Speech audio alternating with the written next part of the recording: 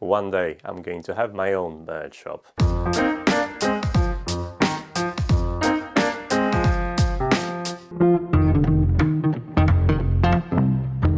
Hey guys, I use 11 temperature and humidity sensors in my DIY smart home heating system. You can check it out, everything in there. It's version 3, I'm working on version 4, it's going to be awesome. Honestly, take a look. But in this video, I'd like to address one important issue. We're going to find out which is the best ZigBee temperature and humidity sensor. So I got myself 10 different sensors to, well, get a range of the most popular sensors available on exquisite sites and exotic sites like AliExpress and Banggood. I'm going to list all of them in the description of this video, and I would strongly recommend that you'll also check additional information in the article, which is going to be linked in the description, where you're going to find individual graphs, tables and extra info. I'm also going to include the links to custom coordinators, which are recommended if you want to go bigger with ZigBee, as having a great coordinator is a good start for good mesh network. So without further ado, let's get started.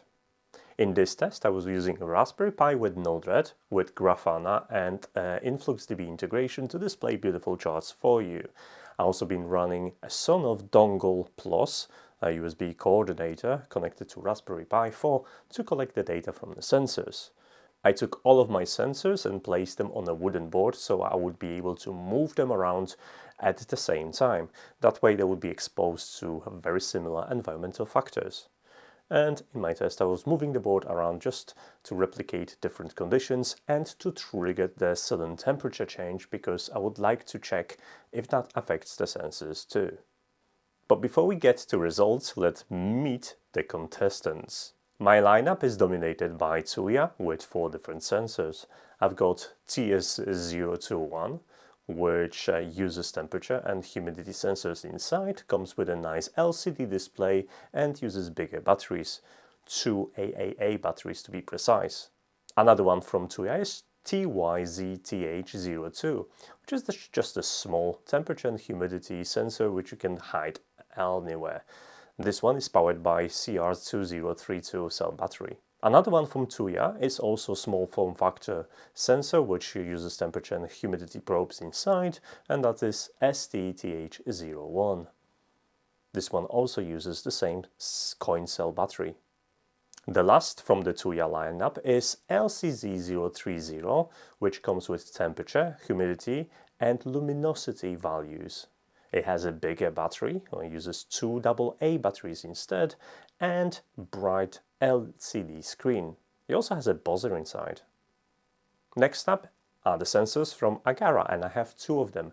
First, it's the fancy looking with e-ink display Agara TVOC sensor. TVOC stands for air quality or particle dust collection, whatever you want to call it, but it'll give you humidity, temperature and air quality numbers.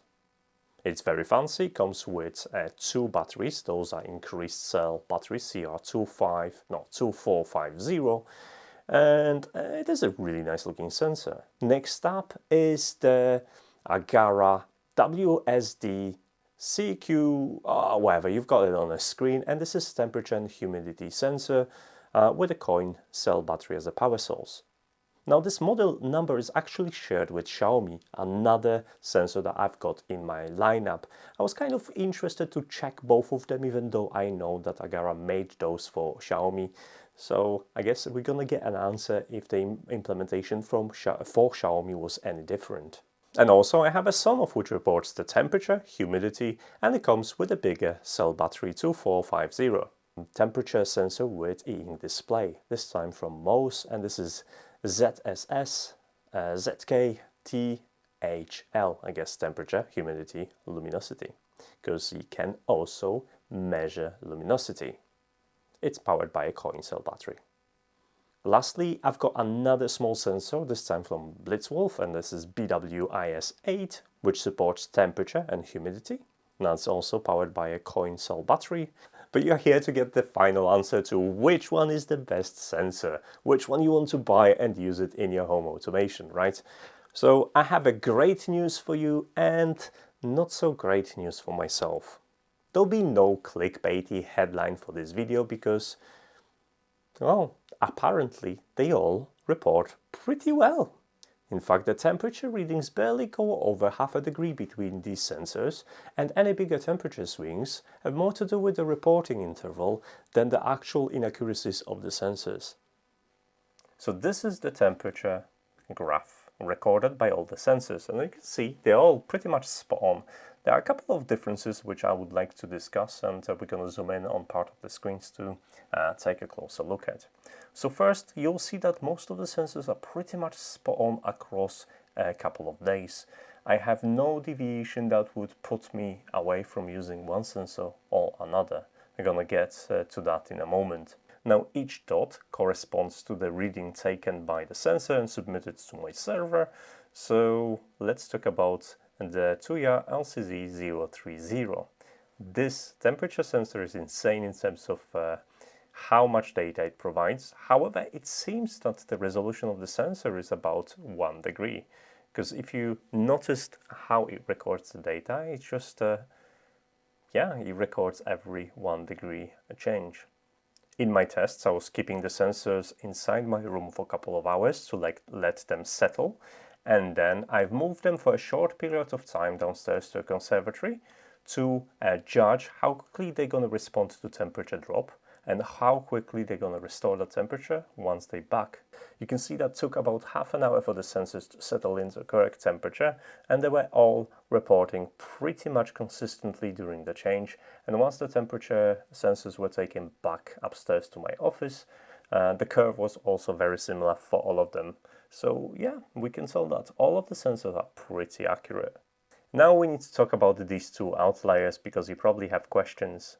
First of all, this is Mo's temperature sensor, ZSS-ZKTHL, and it reported temperature near zero, which is obviously an error. Now, this temperature was self-corrected very quickly. If we're gonna zoom in and look at the data point, we see once the lower temperature was reported, we have 317.50, and then we have 318. So within 10 seconds, the correct temperature was recorded back again. So I'm quite happy with self-correction, not happy with the fact that it actually had a drop in the temperature. There are a couple of things to notice in that chart. First, one sensor is missing. Blitzwolf BWIS8 failed to pair. I suspect I've got a dud unit because the sensor wouldn't pair with any of my coordinators or with commercial hubs from Tuya, Agara, and so on. So I think I was just unlucky. I've seen enough positive reviews of various pages to trust that these sensors do work. So that's one sensor out of the competition for now. That stunning accuracy between sensors got me thinking, why are they all reporting so well? All that suspicious accuracy of all sensors got me thinking, there must be a reason for it, right? So I decided to open all of them and see what's inside. Some of them were easier to open than others. Some of them ended up being damaged indefinitely because they were glued in, but I managed to peek inside every single sensor. And to my unlikely surprise, I kind of see it coming. Most of the sensors presented in this review are actually using the same temperature probe. Apart from Sonoff and most sensors, all of them come with temperature and humidity probe SHT30. Something that is quite accurate with 0.3 degree accuracy in terms of temperature measurements and 3% accuracy in terms of humidity measurement. And since these are very accurate, there is a couple of temperature measurement tips that I'd like to pass on. First of all, take in consideration the location of the sensor. The best location is at probably eye level in somewhere in your room on a shelf, away from the heat source and a light source, so the light wouldn't heat up the enclosure. Bear in mind the convection flow in rooms as well. So if you're going to place the temperature sensor near a place that is prone to draft, or maybe above the heater, that will greatly affect the readouts from that temperature sensor. As majority of the sensors are using a similar probe to take measurements, I guess the humidity chart's gonna be pretty predictable, right? Well, as it turns out, not so much. There are a couple of outliers which struggle to keep up with the rest of the bunch. And if you look at the outliers itself, it becomes immediately clear why. This chart is for the humidity. We can ignore the first values because this is the part when I was pairing, touching them, etc. But once the sensors settle down, you can see them consistently reporting the humidity in my office. Now, once moved to conservatory, the humidity spiked to about 80 and then dropped back down to about 50 in my office. Now, I know those graphs actually, they look like they are far apart, but in reality, they're only about 5 to 8% apart from device to device. Now, factoring in the accuracy of the sensor, which is 3%, it's not that much, and for the most part, it's easily to tell when the humidity is rising and dropping. Sensor from Mohs and Tuya LCZ030 were lagging in terms of accuracy measurements. Now, the difference wasn't great. We're talking about 5 to 8% difference between all of the sensors, so they are still pretty good at what they do. However, those two were probably having the measurements affected by the way they've been designed. We're talking about much bigger enclosures and displays, big displays, which could be potentially sources of the heat as well. The location of the sensor and internal flow will also affect how humidity is being read. So I guess the smaller the sensor and the easier access to actual air circulation, the more accurate the reading. When it comes to frequency, ZigBee temperature sensors will report back based on 3 circumstances. First, there is a regular interval. That's going to be different from a device to device based on the internal logic and programming. Second of them is the external conditions. If the temperature drops down, the temperature sensor should be reporting more often because it discovers the change and it should submit that change as soon as it's discovered. Well, it's something logical, right? And lastly, the internal conditions of the sensor. So if the battery is low or the link quality changes and all of those small updates, that might be issued back to the coordinator outside of the usual schedule. It's worth notice that during my testing period, I've noticed that the sensors were reporting more frequent within the first hour of pairing. Once that hour passed, the sensors kind of settled down and they got into the routinely reporting the temperature. When it comes to frequency of reporting, we have some very interesting data in here.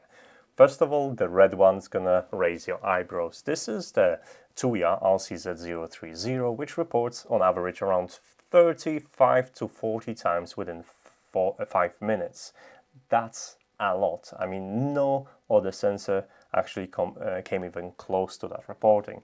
Majority of the sensors going to report within once or twice within 5 minute time. You can see that on the corresponding chart in here.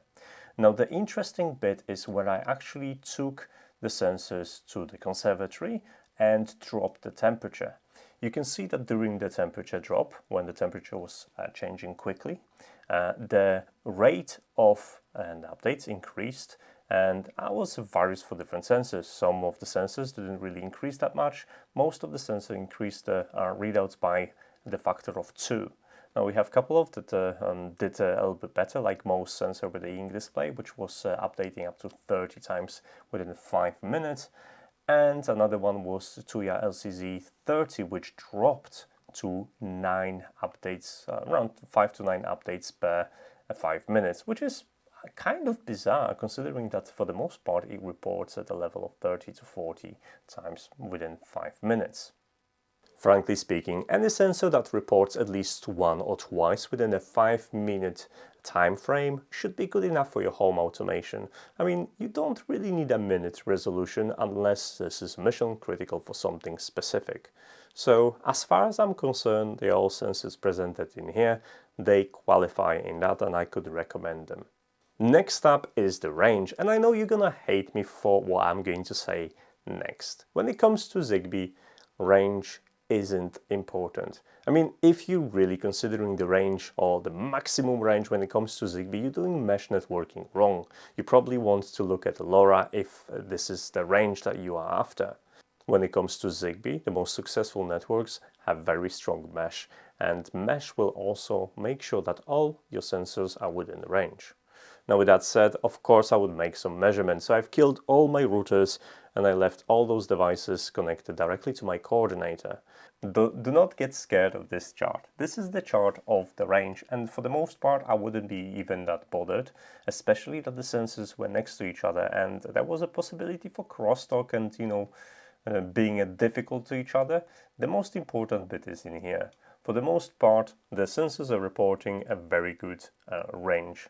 I mean, that was in the same room as the coordinator, and this bit in here, the bottom in here, that was within the most extreme scenario. As you can see, even the weakest sensor was still reporting about 20 across entire period, which is good enough for connectivity, and you shouldn't have any problems connecting this to your coordinator wherever you are in your house. So as far as I'm concerned, they all should pass in terms of range, and if you're looking for something at extreme ranges, well, I'm not going to be the one recommending anything for you. Just take a look at the table I've included there and take your pick. After all these tests, it's time to pick something that's gonna deserve your attention. And I'm going to be difficult here because I'm not going to pick a single sensor. I think it's unfair because all of the sensors were performing pretty well, so I'm going to split them into 4 categories. The category number 1, the best looking sensor. Now, when it comes to temperature and humidity monitoring, you probably want to hide most of the small sensors, but that might not be the case, and sometimes it's easier to just glance over your shoulder and take a look at the measurements to know what's the temperature is like in this room. I mean, that's so much easier than pulling up your phone and checking there. So in that category, the clear winners are 2. First, it's the Agara TVOC sensor, which comes with a beautiful form factor and e-ink display. I mean, I really like what this sensor does, how it looks like, and it's just great no matter your decor at home. The second one is the MOS with e-ink display as well. I think it's pretty clear that I fancy e-ink displays on these sensors. I think it's a great way to display information like this without draining the battery, so yeah. So if you're looking to outfit your home, consider getting 1 or 2 of those and placing them in the most used locations. Trust me, you're not going to regret it. Category number 2, mass automation. When it comes to outfitting, in this case 11 rooms, well, it's an expensive business. Especially if I would pick Agara TVOC sensors. They priced at eye-watering $45, which is, well, it is expensive. And if I was to place 11 of them at my house, that would make me back nearly $500. That's a lot of money. So for mass automation, I recommend you some of ZigBee product. It's actually pretty decent, it's inexpensive because it costs less than $9, and the reporting quality was great as well. And with increased battery size, it shouldn't annoy you with the battery changes too often. Category number 3, which is data focused. And the clear winner in this case is Tuya LCZ030. Yes, the big one with the double battery, which is going to last forever, with frequent updates up to 40 times within a 5-minute time frame, and ability to deliver humidity, temperature, and luminosity. It also has a built-in buzzer and alarms that you can program that will let you know when the temperature or humidity is outside the bounds defined by ZigBee app. However, there is something you should be aware of. This particular device won't work straight away. You need to pair it with a Tuya hub first, set it up, and then pair it with your coordinator. I know it's weird, but this is how it works for now. However, I've noticed there is a ticket on GitHub that looks like it will have a positive resolution to that, so within a couple of weeks maybe that will be a thing of the past. And the last category is all-rounder. I mean, a decent sensor for every single circumstance. Both Xiaomi and Agara are great candidates and deserve to be in that category. They're not terribly expensive, they delivered reliable data, they have a good posting interval, and I've been using them ever since I started home automation, so over a couple of years, so they've been proven to be reliable. So if you're looking something that's going to last forever, going from either of them, since they are pretty much the same model, it's not a bad choice. And no list could be completed without a bonus feature, and the bonus feature is this sensor. This is switchboard temperature and humidity sensor, and it is Bluetooth based, so you're probably wondering, why am I even talking about it? I'm talking about it for two reasons. First, SwitchBot API makes it possible to take the data from this device and integrate it with the home automation, and developed script allowing you to host Bluetooth hub on your Raspberry Pi makes it possible to run these completely locally. So you'll be able to integrate them into your home automation and use them without access to any third-party cloud. And what's so awesome about it? Well, it's been a year or so, it's still running on original batteries, reports 100% of the battery, thank you Bluetooth low power mode, and has a 3 months of storage for your data. It's a very detailed storage as well. So it's a very an interesting feature that you can take advantage if this is something that you fancy. So if you're looking for a temperature sensor you can put somewhere away, like in a shed or in a greenhouse, and collect the data every so often, then you might want to look into this as well. Before I end this video, I'd like to share a couple of observations. When buying sensors, consider one with a display. It's good to have an eye on something, and you don't have to have a display one in every room, but having one in the room that you spend the most time or in a kitchen, it's very handy. When picking sensors with luminosity data, bear in mind the location of optical element, as this will influence how the brightness is going to be displayed. Now on the units I have, the maximum brightness is 1000 lux, which basically means a day. You can't really go any brighter on the data, so you won't be able to figure out if it's really sunny or partially cloudy. But it's great to monitor the dusk conditions and turning lights on and off when it gets too dark. Lastly, when you're picking a sensor with air quality monitor, you probably want more than one. The quality of your air is going to be different from room to room. In this room I've got 3D printers and a couple of other things, I do electronics, and the air quality is going to be greatly affected by this, while other rooms are going to report different values. So if you are allergic or you just want to control the air quality, yeah, you're going to need more than one. The bottom line is you do not have to stress about the accuracy of the temperature and humidity sensors. They're pretty much on point, and what you decide is how much money you want to spend and what are the extra features that you would like to get with your sensor. After all, it's nice to have a sensor node that has a lot of different features and can report a lot of different data points.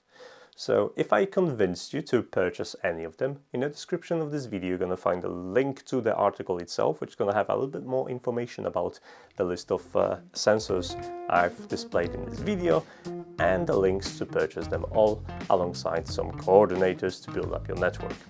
As for now guys, I do not have a posting schedule, so if you like the video and you would like to see more of the smart home content, then you know how YouTube works. I'm not going to teach you all that, others done that for me. What I'm just going to say is that unfortunately, YouTube is filtering a lot of comments, especially those with links. So if you want to share those, then follow me on social media and post it there. That way I get to see these. Thanks so much for watching. Let me know what you think in the comment section below, and I'll see you in the next video. Take care. Bye. Yes. So I've recorded nearly an hour of talking.